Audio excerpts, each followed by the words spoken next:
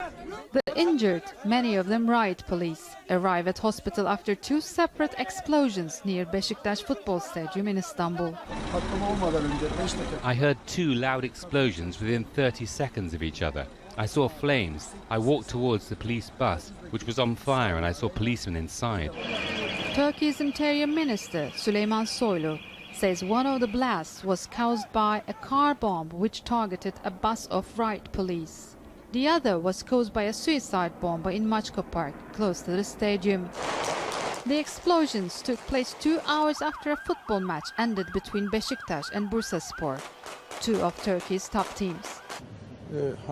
This was a planned, violent, treacherous attack. Our colleagues are assessing. There were two explosions, one in the area above the stadium, the other in the park. So far, no one has claimed responsibility.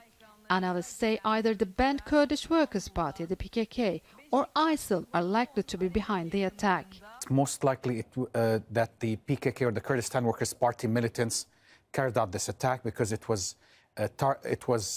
going for security forces, riot police, which tends to be the modus operandi of the PKK. It's the 9th bomb attack in Turkey this year and the 5th in Istanbul. Some previous attacks, like the one at Istanbul's main airport in June, which killed 41 people and injured at least 239, were claimed by ISIL. Others, like the one in Diyarbakir last month, were claimed by the PKK. Turkey is engaged in conflicts with both groups in Syria. It's also faced other challenges. The government sacked or suspended more than 125,000 officials following a failed coup attempt in July. The crackdown was condemned by Western allies, human rights groups and the United Nations.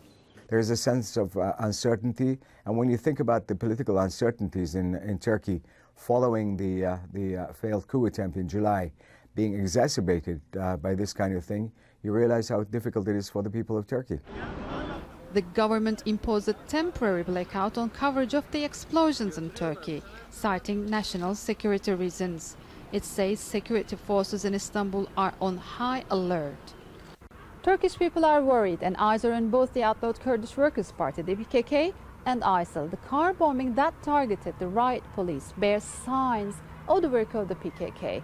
And the suicide attack, a signature move by ISIL. Turkey's president says the country will overcome what he calls terrorism. Sinem, Koseoglu, Jazeera, Istanbul.